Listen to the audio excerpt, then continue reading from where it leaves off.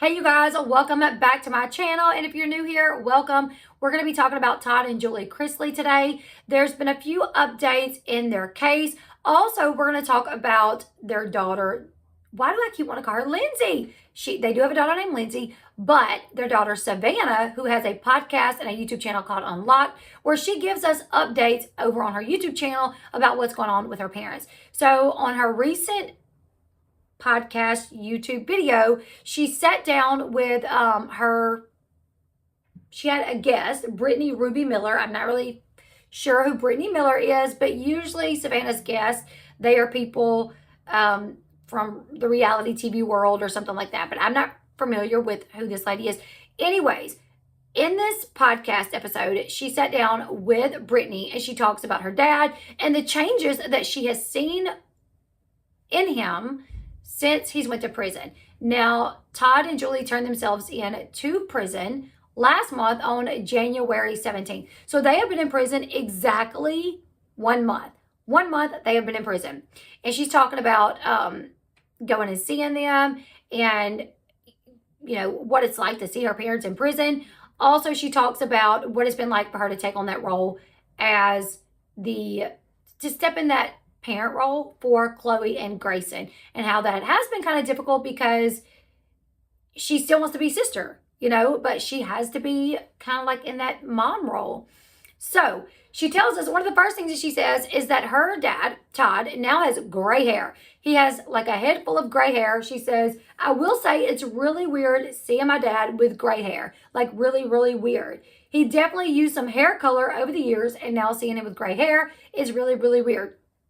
I will say, I think Todd Chrisley could pull off gray hair, like a cute salt and pepper look, and that's what I feel like his hair probably looks like salt and pepper probably, and I think he would probably look good with that. But she does say that despite the fact that Todd has went full on gray, that he is actually thriving behind bars. She says, my dad's the dad for those in prison that grew up without father figures. I'm blessed that he gets to be that for someone, and I am willing to share him, but not for long though. I'm still fighting. Basically like fighting to try to get him out of prison because they have filed, they're filing paperwork for the appeals. We're going to get to that later on in the video.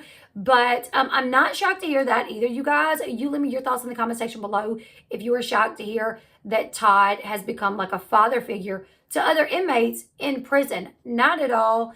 I always thought like Todd could have a problem adjusting to prison just because he likes the finer things in life. He always dressed to the nines, you know, expensive taste. But really, when I think about it, Todd did not grow up well off. He grew up like lower class. You know, his mom worked very hard to provide for them. So really, when you think about it, I think obviously there's a Todd that we see that's, you know, lives the high life. But when it really comes down to who Todd really was growing up and the life that he was born into, he did not have money. So it's probably just kind of going back to that, you know, getting used to not having the nicer things again. But to hear that he has become like a father figure to people, I'm really not shocked to hear that at all. She's also been caring for Chloe and Grayson. She gets into that as well. So Todd he has to serve 12 years. This is federal time, so he's probably going to serve somewhere around 10 years and 7 months. Julie has to serve a 7-year prison sentence, so hers will be about 5.5 years. She also says while visiting her dad, she said, even visiting my dad, I have so much hope and so much restored strength. She says, I know this isn't the end, and I know my parents are going through what they're going through for us to make a difference and for us to make a change. Whether or not this appeal works or not, they are still going to come out of this with a story. And that's one thing that they really lean into with their faith, that if this appeal does not work, it's because God intended for them to serve this prison sentence, for them to have a story, to help somebody in some way. They're really leaning into that. And I think that can give them a lot of peace to lean into that and not say, oh, there's a mistake. God messed up, you know. Now, so she says Todd's doing good. He does have a pretty strict daily routine. His dress code is dark green top, dark green bottom, white socks, and black steel-toed boots, which I don't really see Todd in black, bulky, steel-toed boots. Not his style, but you know, that's what he's gonna have to wear. So he's got a pretty, I think they have to wake up at like 4 o'clock in the morning, clean their room, but they have pretty decent food at this facility. They have like a tennis court, a gym, like all these things. They're allowed to watch TV and things like that. So it's not like he's completely restricted. This place where he's at is more like a camp versus a like prison. So it's kind of like what Mike the situation went to. It's not all bad. But she does talk about her dad saying that he is actually at peace now, like more peace than he's ever had. Okay, so she said, my dad said for the first time in his life, he's felt a level of peace that he's never felt before. And I'm really thinking, wow, if you're innocent, why would you feel at peace knowing you're in jail, wrongfully convicted? But then it really made me think, well, maybe because they're not innocent and they were guilty of committing certain crimes. Maybe not all the crimes they were accused of, but certain. So he lived his life kind of in fear of getting caught. But now that he's serving his time, he knows when he comes out, that'll be over with. He will not have to constantly worry, oh God, are they going to catch me for lying? Are they going to catch me for lying? Are they going to figure out what I've done? So he says he's finally felt a level of peace that he's never felt before. And that's the only way that I can really make it make sense to me, unless he is putting 100% faith in God that everything's going to work out the way that he wants to work out, or the way that God intends it, and he's just trusting God with that. But we are human beings. If we're in prison for 12 years, it's still hard to be at peace if you're innocent. You know what I'm saying? So I really feel like maybe he did commit some of these crimes and he had always lived like nervously, worried that they would figure him out. But now that they have and he's serving his time, he's at peace with it.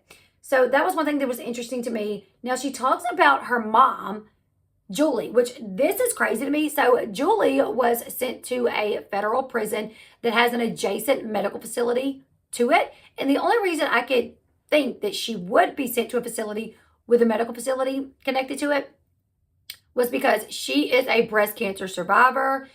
She is in remission. She was on medication for several years. She just got off that medication. But in the event that, God forbid, a lump reappears or something like that. I don't know if she had like a double mastectomy. I don't know. But in the event that something happens, they would not have to transfer her, or she's already at a facility where she could be tended to. That's what I'm assuming why they put her there. Either way, you guys, I was shocked to hear Savannah say that her mom's facility does not have air conditioning where the inmates are. That while the facility itself is a pretty laid-back facility, it's not like low security, not like maximum security federal prison, but it's like a low security prison. Either way, Julie's facility has no air conditioning where the inmates are. However, the one area of the facility that has air conditioning is where they keep the service dogs. Like, I guess like the canines, I don't know, or service dogs do inmates have service dogs? I don't know what kind of service dogs they're talking about, but this federal prison, they house service dogs. And the area where they house service dogs is the only area that they keep air conditioned, because they said they deemed it inhumane to keep the dogs in a place without air conditioning or heat. So Julie's in a place with no air conditioning or heat, but the dogs got air conditioning and heat because it was deemed inhumane. Are humans not as important as dogs? Like, what? I'm an animal lover. I love dogs. My dog, I'm keeping my dog AC heat all day long.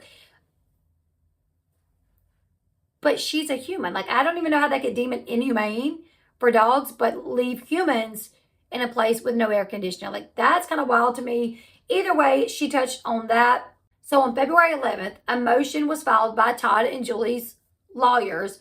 They were granted an extension to the deadline to file their principal appeals brief. So they have 30 more days to file their principal appeals brief.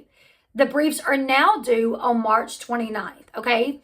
March 29th is when their appeal briefs are due, and then we'll go from there. I would be shocked if they won an appeal. I really would be shocked. I don't look for that to happen, but they're going to try everything they can try to, get themselves out of prison. Now, okay. After that, she talks about, stepping into that role as, or not as the parent, but a parental role. So she says that it's been kind of tough. She's trying to figure out how to care for Grayson and Chloe while also maintaining that role as their big sister, because she wants to be their big sister. So while talking to our guests, she was telling our guests, like in terms of her and the kids, she said, we need to figure out healthier ways to cope with things and deal with things.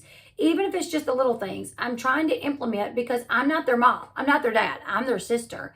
I want to stay in that role as sister, but it's hard when you're in the role of parent and you have to discipline. Savannah admitted to having a full-on breakdown the other day while getting Chloe ready to go visit their parents in prison. She said Chloe reassured her the following day, though, that Savannah did a good job, which is really nice of Chloe. Chloe is wise beyond her years. Savannah, talked about she was stressed getting them ready, knowing that they're going to visit their parents, getting Chloe ready to take her. She was stressed. And the next day, Chloe said, you really did a good job yesterday, which I'm sure that meant a lot to Savannah for Chloe to tell her that. She talks about things like meal planning and grocery shopping. She says she's still trying to get a handle on things like that. But she says knowing that her parents are adjusting well to their new normal gives her a sense of calm. She goes on to say, the only thing that's turned my mindset around is seeing both my parents right now sitting in federal prison camps and still having so much peace. I can't even imagine. I know I wouldn't be peaceful sitting in prison, especially if I was innocent. She said, I went this past weekend and saw both my parents. I was sitting there and I never felt the presence of Jesus more than when I was sitting in that room. I mean, I'm glad they have peace about this and they can be calm throughout the situation, because I'm a fan of the Chrisleys. I'm going to be keeping up with what happens after they file their appeals briefs, March 29th. Like I said, I don't look for anything to change with this. I think they're going to serve their time,